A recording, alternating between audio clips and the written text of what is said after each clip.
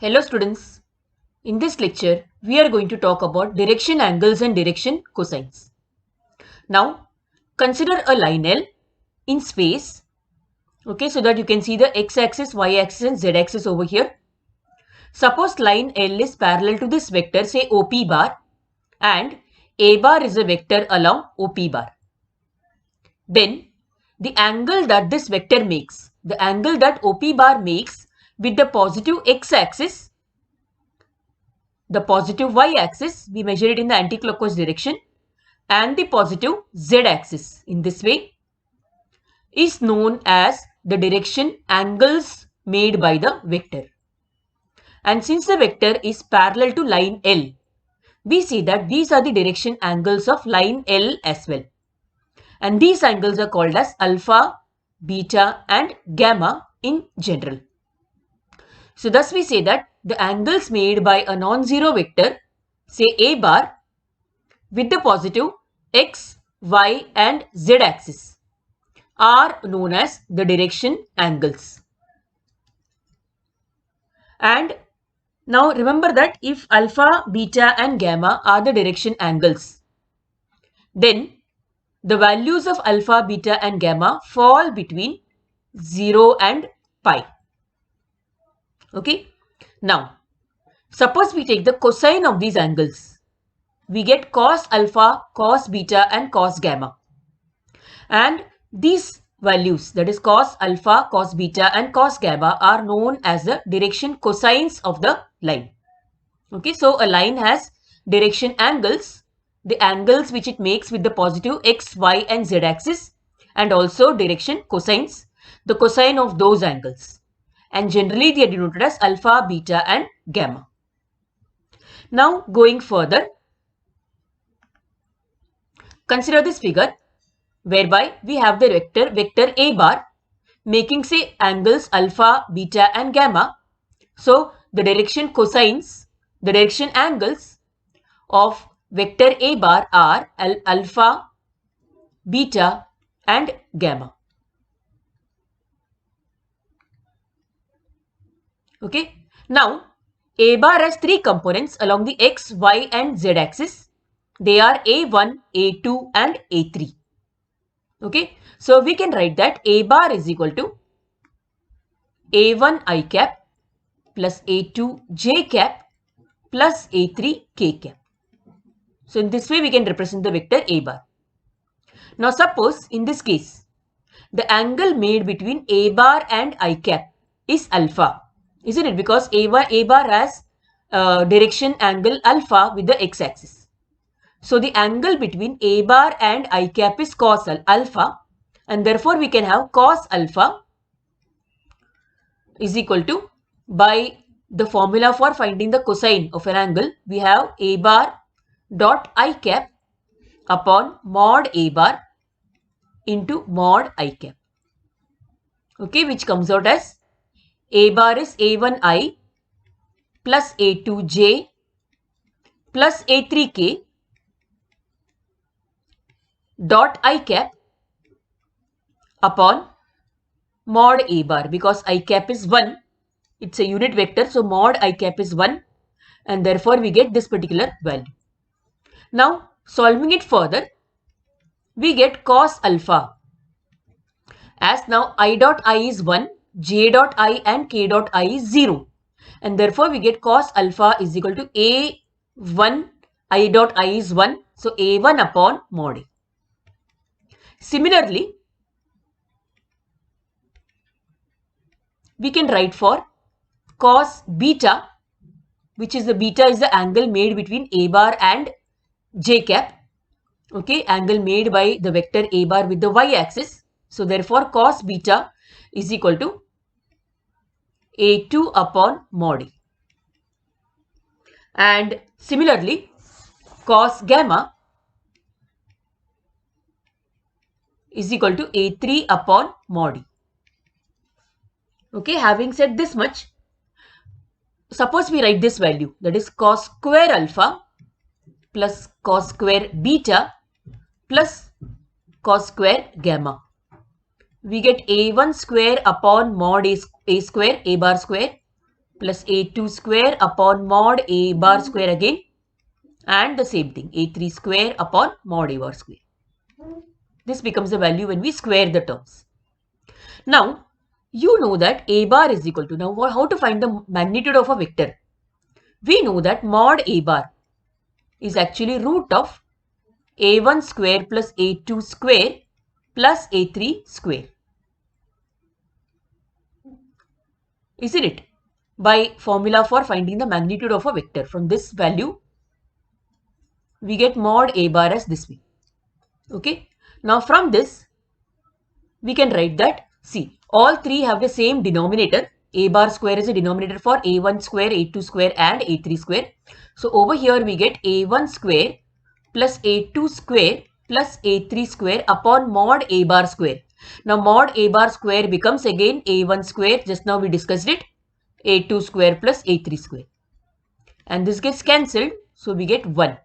And therefore we have cos square alpha plus cos square beta plus cos square gamma, and the value of it is 1.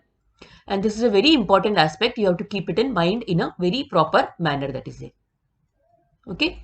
Now going further, the direction cosines of a line are generally denoted as L, M and N of any vector are told as L, M and N. So L is cos alpha, M is cos beta and N is cos gamma. So therefore we can also write that L square plus N square is equal to 1. Okay. Now we come to the next concept, direction angles of x-axis. Now the x-axis makes angles 0 degree with itself, 90 degree with the y-axis and 90 degree with the z-axis. And therefore the direction cosines of x-axis are cos 0, cos 90 and cos 90. That is 1, 0 and 0. In the same way, the direction cosines of y-axis are 0, 1, 0 and z-axis are 0, 0, 1. Now next, consider this particular figure whereby O is the origin. Suppose OL bar is a vector. OL bar has direction angles alpha, beta and gamma. Therefore, its direction cosines are going to be cos alpha, cos beta and cos gamma. What about OL bar? In this particular direction, the opposite direction, OL dash bar is equal to, now the direction angles of OL dash will become pi minus alpha. See over here. Now suppose this angle is alpha, then this angle is going to be pi minus alpha. So the direction angles of OL dash would be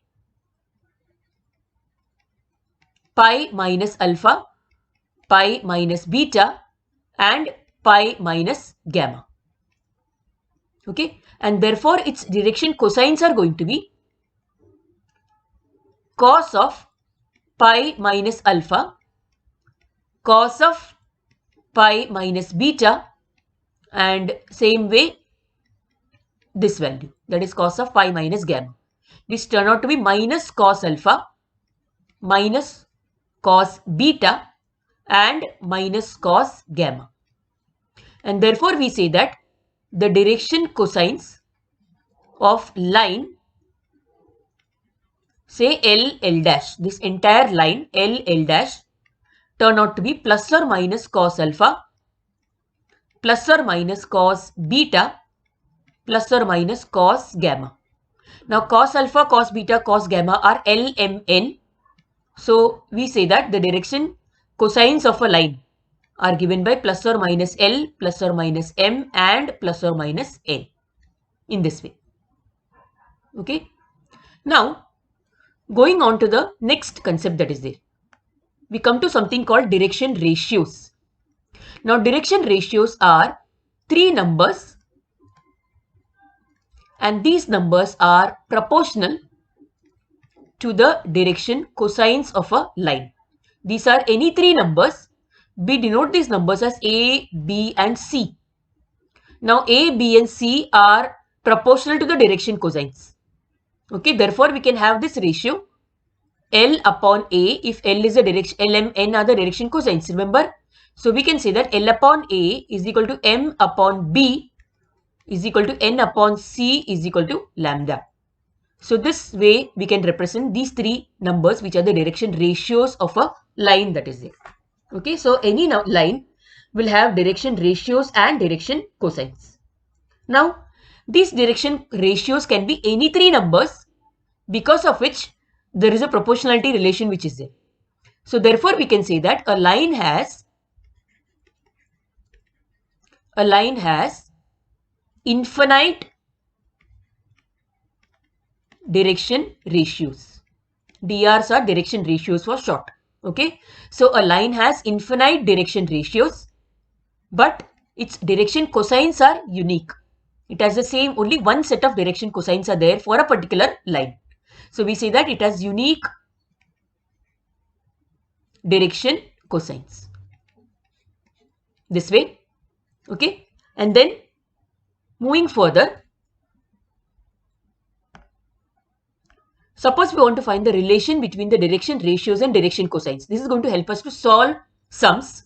Okay, suppose A, B, C are the direction ratios of line L, and L, M, N are the direction cosines of the same line. Say any line. Okay, now we have L upon A is equal to M upon B is equal to N upon C, which is lambda, by definition of direction ratios. Okay, now therefore we can say that L is equal to lambda A, M is equal to lambda B, N is equal to lambda C. Now we know that L square plus M square plus N square is equal to 1, and therefore we can write that lambda square A square plus lambda square B square plus lambda square C square is equal to 1. Taking lambda common, we can say that lambda square common, we can say that lambda square into A square plus B square plus C square is equal to 1, and therefore lambda square comes out as 1 upon A square plus B square plus C square, and therefore we can see that lambda is equal to plus or minus 1 upon root of A square plus B square plus C square. Now applying it over here, that is L is equal to A lambda, isn't it? So L becomes plus or minus A upon root of A square plus B square plus C square, and similarly M becomes plus or minus B upon root of A square plus B square plus C square, and also N becomes plus or minus C upon root of A square plus B square plus C square. So in this way we get the value, we get the relation between the direction cosines and the direction ratios of a particular line that is there. Okay. Now one more important concept, 2-3 more concepts are there which you have to know if you have to solve sums. This will help you to solve sums which are coming in this particular topic that is there. Okay. The first one, the concept over here that I'm going to explain to you all, is that parallel lines, you have to remember this part actually. If you talk about parallel lines, with respect to parallel lines, the direction cosines of parallel lines are same. So they have the same direction cosines.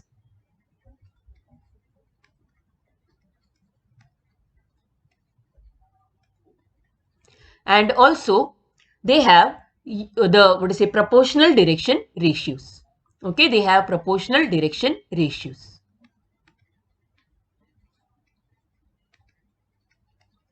You will understand more when we solve sums of this sort. Just keep this in mind, that parallel lines have same direction cosines and proportional direction ratios which are there. Okay. Then one more part which is there. The acute angle between two lines.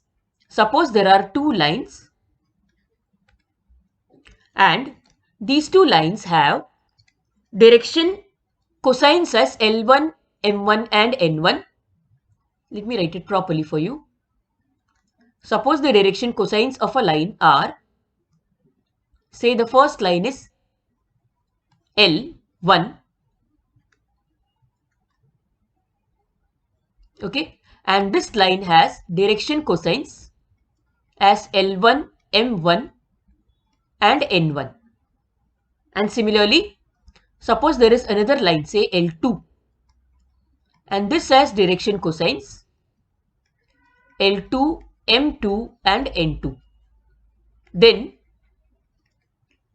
if theta is the angle, okay, we'll just cut that then over there. Okay, we say that if theta is the angle between the lines,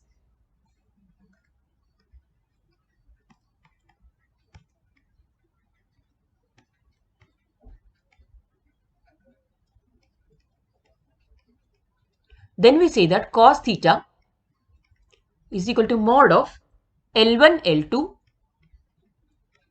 plus M1 M2 plus N1 N2. So this you have to remember as a formula. There is a theorem, but you don't have it for you. Okay, so you can just remember it as a formula because we are going to use it in sums, etc. We can also write cos theta as plus or minus A1 A2 if A1 A2 and A3 A1 B1 and C1 are the direction ratios of L1 and A2 B2 and C2 are the direction ratios of L2. Then we have cos theta is equal to plus or minus A1 A2 plus B1 B2 plus C1 C2 upon the root of A1 square plus B1 square plus C1 square, okay, and into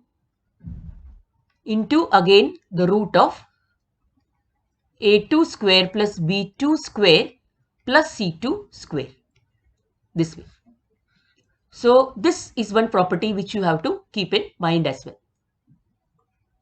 Now going on to the sums of this lesson, of this concept that is there. Okay, exercise 5.3, we have done so many sums of the exercise, yet the exercise is not over. We have to continue with the sums which are there. So we continue with the sums of exercise 5.3.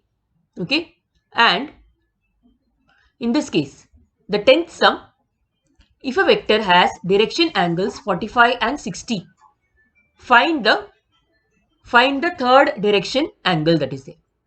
Okay, if a vector has direction angles 45 and 60 degree, find the third direction angle of that particular vector.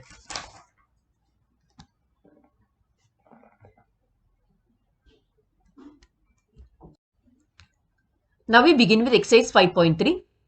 In the sense, we continue with exercise 5.3 because we have done many sums of the exercise earlier also. So we begin with sum number 10, which deals with direction cosines and direction angles.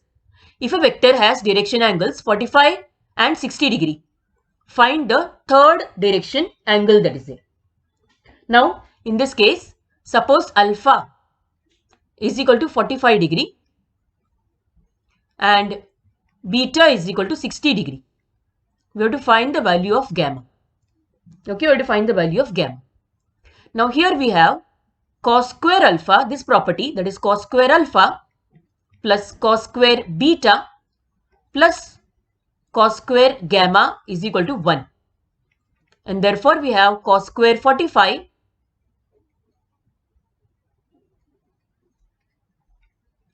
plus cos square 60 plus cos square gamma is equal to 1. Now we know that the value of cos square 45 becomes 1 upon root 2 the whole square. So therefore we get 1 upon root 2 the whole square plus 1 upon 2 the whole square, because cos square 60 is 1 upon cos 60 is 1 upon 2, and also the remaining part. And therefore cos square gamma becomes 1 minus 1 upon 2 minus 1 upon 4. And solving this by equalizing the denominator and multiplying etc., we get 1 upon 4. You can solve and see. Therefore cos gamma becomes plus or minus 1 upon 2 actually. Okay, and therefore cos gamma, okay, cos gamma is 1 upon 2, or cos gamma becomes minus 1 upon 2. Now solving it further, cos gamma becomes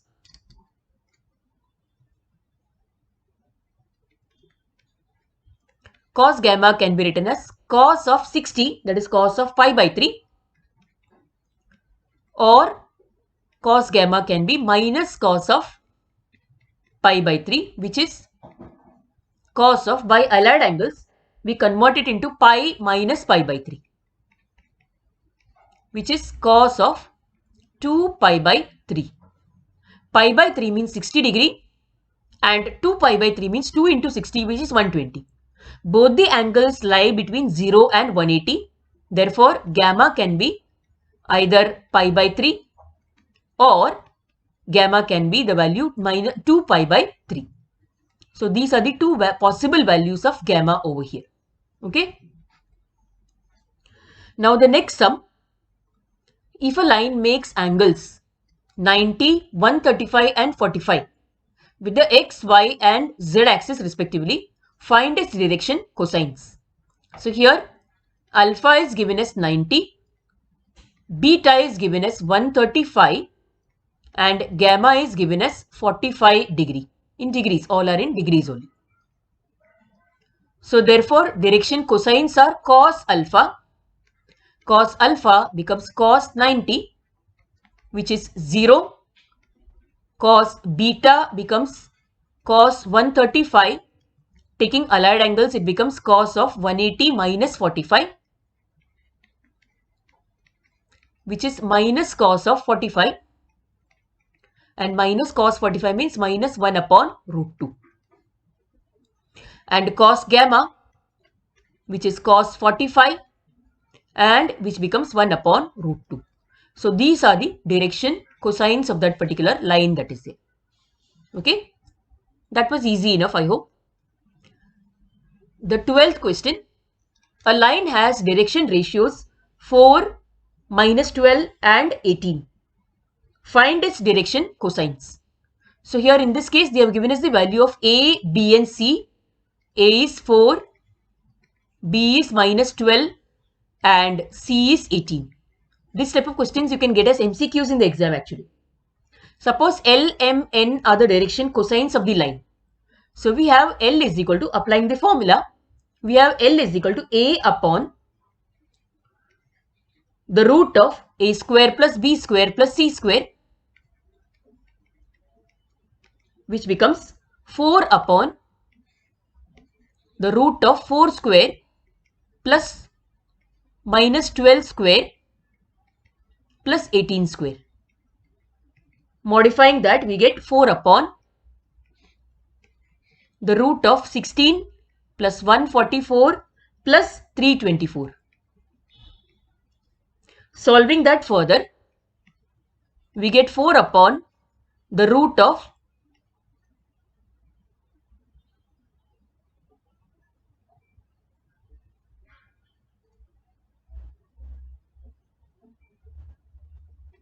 this value, okay, which is 4 upon the root of 4 upon 22. Removing it from the root sign, etc., we get 4 upon 22 that is there. Okay, and this becomes 2 upon 11. Thus we get the value for L. Similarly, you can find the value of M and N as an assignment. Okay, so find the value of M and N as assignment in your notebook. Needless to say, all the other sums are also written in the notebook that is there. You can find the answer for yourself. Now, with this we complete this particular lecture. We have done only 3 sums which are dealing with direction, cosines and ratios. In the next lecture, we are going to continue with the same exercise, 5.3. 2 more sums are there to be completed. We will be completing those sums and also we will be going on to miscellaneous exercise 5 and checking whether sums are there to be completed over there also, dealing with this particular concept. Okay, I do hope you understood the lecture. Keep practicing, stay safe. We'll meet in the next lecture now. And one small request, do subscribe and like the channel. Bye students. The 12th question. If a line has direction ratios 4, minus 12 and 18, then find its direction cosines. Now in this case, A is given as over here.